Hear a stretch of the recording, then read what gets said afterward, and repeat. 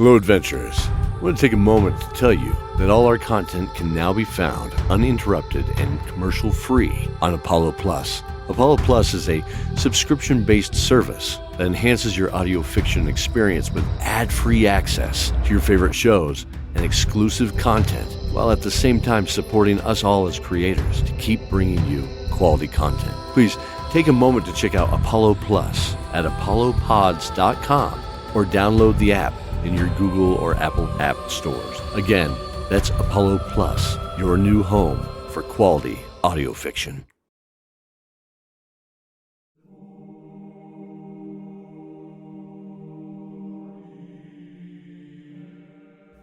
Thank you for joining us for the Season 3 conclusion of Dice Tower Theater's Dawn of Dragons. Be sure to check out our Kickstarter for Season 4, which is active now until the end of May, packed with unique and exciting rewards such as custom watercolors from Storm or leatherwork from me, a one-shot game for you and some friends, chances to play a character, and more. You can find the link in the show notes or from our website at dicetowertheater.com. Act now, as these won't last forever, and all funding goes directly back to this show we've all come to love. In our last episode, Benedict and ZANE discovered their mother, ELONA the Fair, is still alive and has been for the last 2 decades, held in a prison both of stone and in her own mind. This episode will explore her experience, pain, and loss. For this part of our journey, dear listener, your discretion is advised.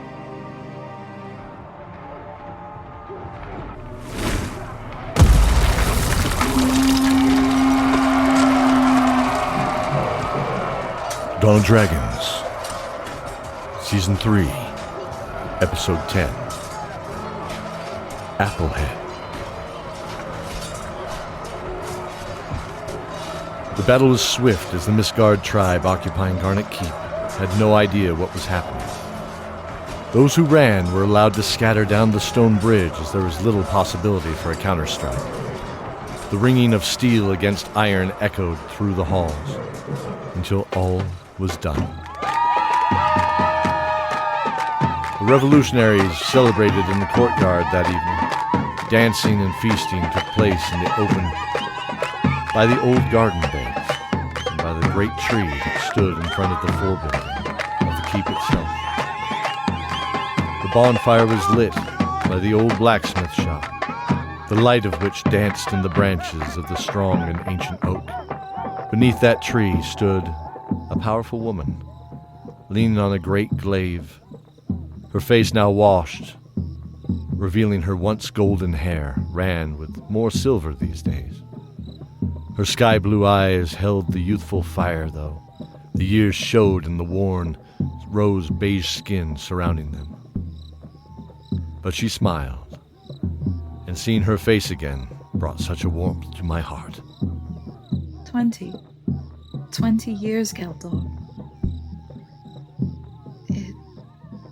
It seems impossible. Yes, ELONA. 20 long years, old friend. But she still stands.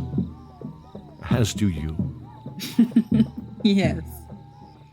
Yes, she does, doesn't she? My ancient oak. I've often wondered, Keldor, has she always stood here? When this keep was built, was she but a sapling? I like to think so, ELONA. Elovive had returned to our reunion under the tree, carrying 3 goblets of sweet mead from the celebration. To say I missed you, Elovive, would fall so short. I don't remember anything. I thought I lost you all. Lucilius. My boys. Your boys are here too, ELONA. Come, please sit. Let's take it back. But Let's just see if we can fill in the gaps. Not looking to solve, just remove some confusion. Okay? Ilona's face was buried in Elaviv's arms. Elaviv looked at me, her face tormented with the sympathy of her friend's pain. I don't think she's ready, Keldor. no. I'm ready. I can do it. The three of us sat down on the large exposed roots of the massive tree. The moss was soft to my hand as I eased myself down, offering a hand upward to Ilona, who smiled, taking it politely as she sat down easily. One thing was certain. She didn't share the complaints I did in my lower back. She was as strong of an athlete as when I last saw her. Wow, this place is amazing. Look at that. Cordelia had left the celebration to reacquaint herself with the home of her childhood. She was only a few months old when they were chased away, but there were flashes. Bits of feeling, at least.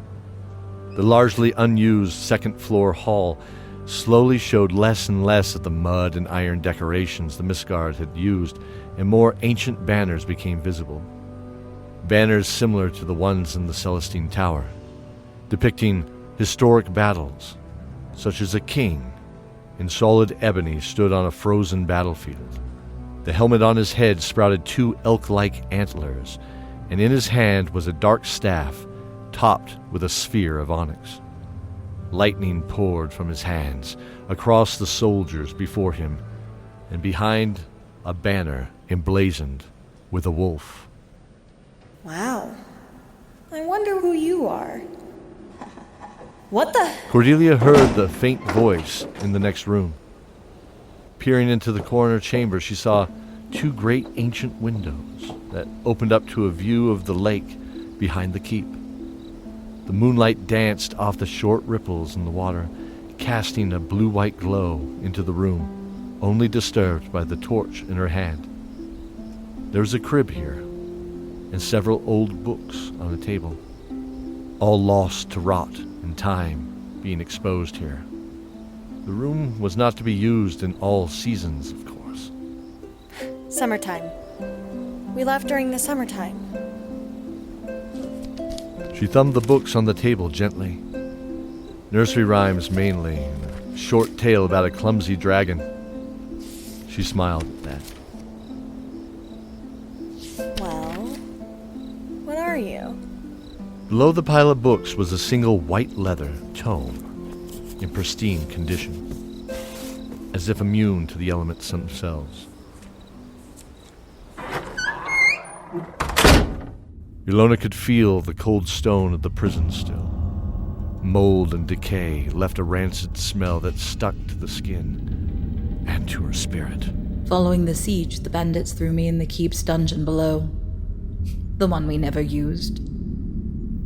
I wasn't chained, just locked up. I counted days and the number of naps I took. I never truly slept. My mind was nothing but a pool of lost dreams and fractured memories.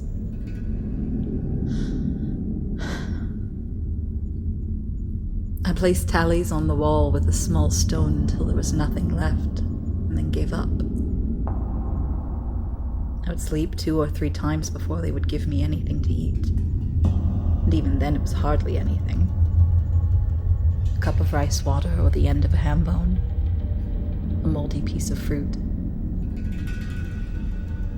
The damp stones of the walls soon became greasy from my hands, constantly feeling, trying to stay busy, trying to stay sane. But I just sat there in the darkness, waiting, until one day... Here! There's someone down here, too. Well, hello. And who are you?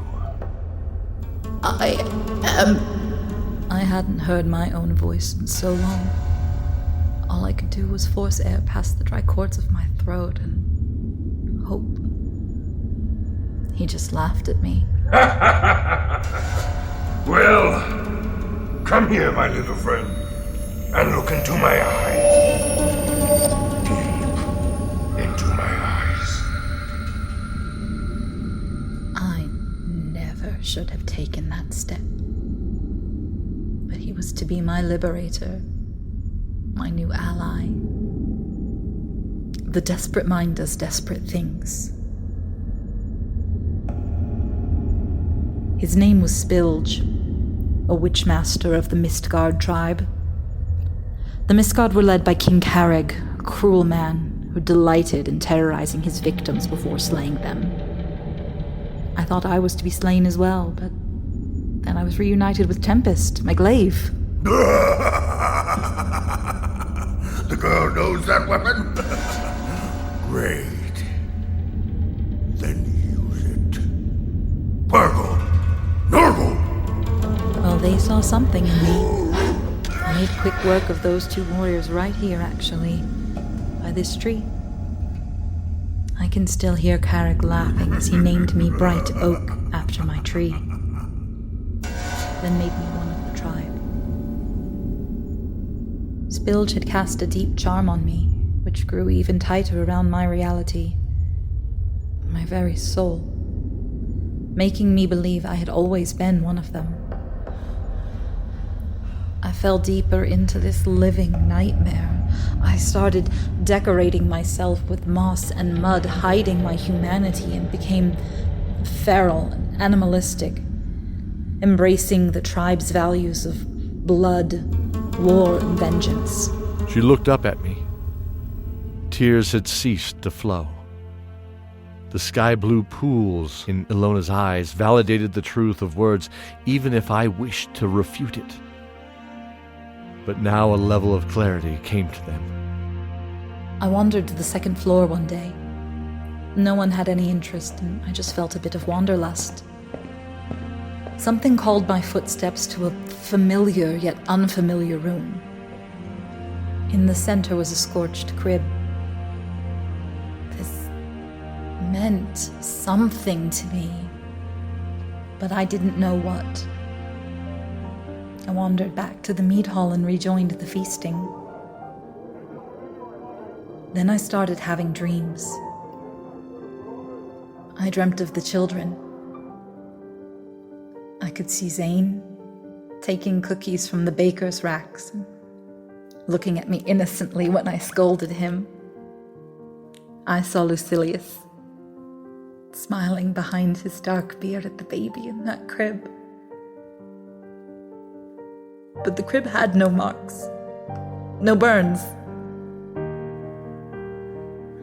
I woke that night unable to go back to sleep. It seemed then this false reality Spilge had woven was beginning to crack. I walked back to the second floor and to the front of the floor building, where I found the crib. I carried it downstairs into my room.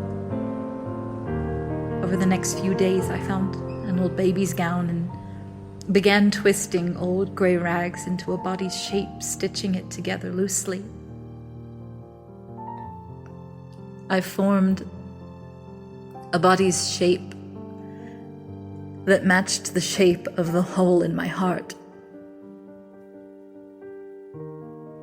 I placed the gown over its soft terry cloth shoulders. I cradled it in my arms, pulling it closely to my chest. This was familiar.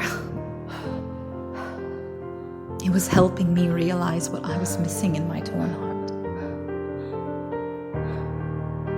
But the palm of my hand felt empty, incomplete.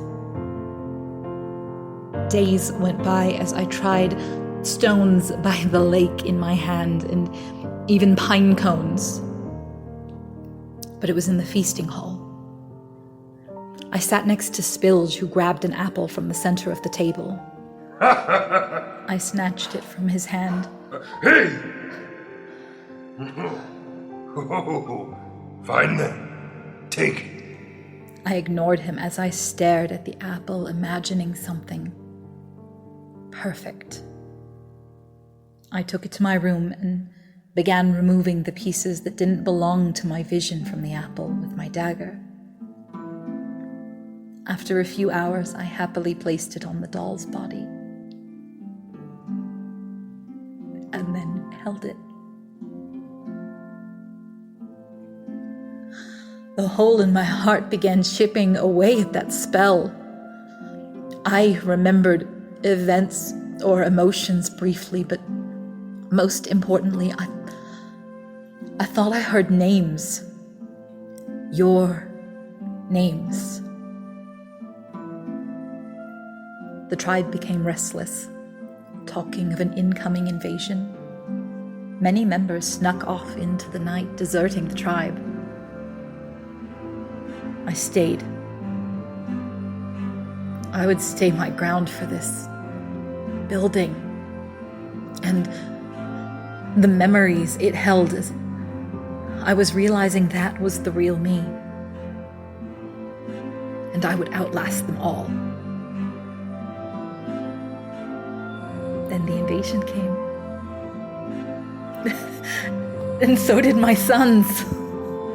We all embraced under the great oak, and the sounds of dancing and merriment would carry into the evening.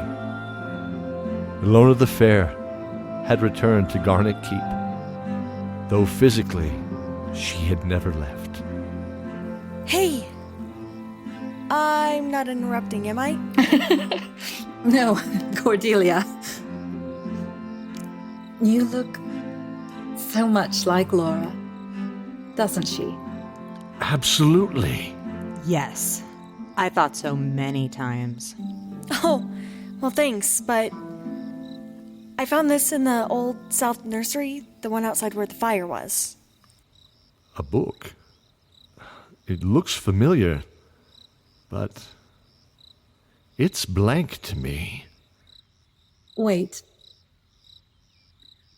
What do you see, Cordelia? Only my mother's name on the back. What? ELONA, am I missing something there? Oh, come on! Don't tell me you two forgot about Laura's spell book. Oh, yeah. Wow, that's right. She had it locked down. That makes sense why we can't see anything. Cordelia, your mother used a single word to lock that spell book. How would I know what word to use? It was the one thing that meant everything to her in the entire world when she made that spell book. Realization washed over her as she held the soft white leather book in her hand. She looked at the smiling faces of the three elders in her life. She smiled and, placing her left hand on the book, spoke. Cordelia. The book flared and in an instant was gone. No, but I was sure. Oh, no. Oh, you were right, child. Where would LORVANA keep a spell book? ELONA held her hands gently as she turned them over, revealing the tattoo of a white book on Cordelia's left wrist.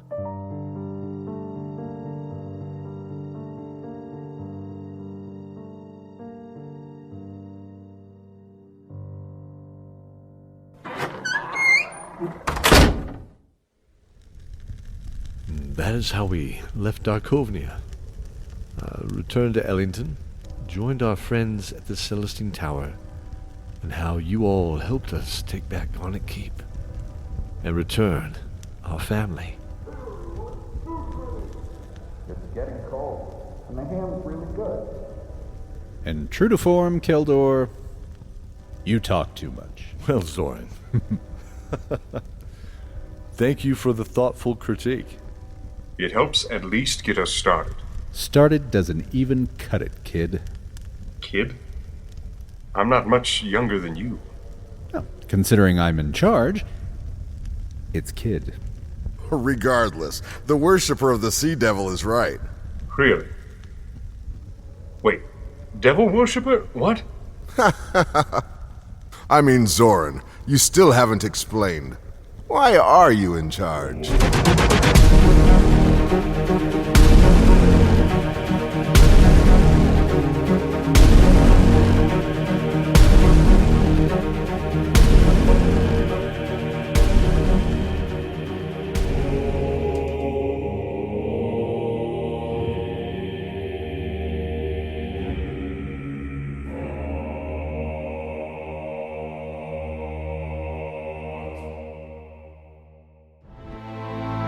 Cordelia Shieldheart is played by Joleen Fresquez. Eloise Hawklight is played by Jessica Atchley. Ilona the Fair is played by Lesley Beckmann. Carreg is played by Matthew Bianchi. Mirak is played by Heath Martin. Spilge is played by Robert Lighthall. Zev is played by Robert Lighthall. Zoran, played by Cody Miller. And I'm Mike Atchley, your narrator and the voice of Keldor. Thanks to our patrons, Haley Munoz, Daniel Nichols, Joleen Fresquez, Ryan Dowling, Colin Holmes, and Corey Pfautsch. You too can support the show by joining our Patreon. We look forward to sharing the tale more when we return in October of 2021 with Season 4. Until then, dear listeners, stay safe and remember the oath.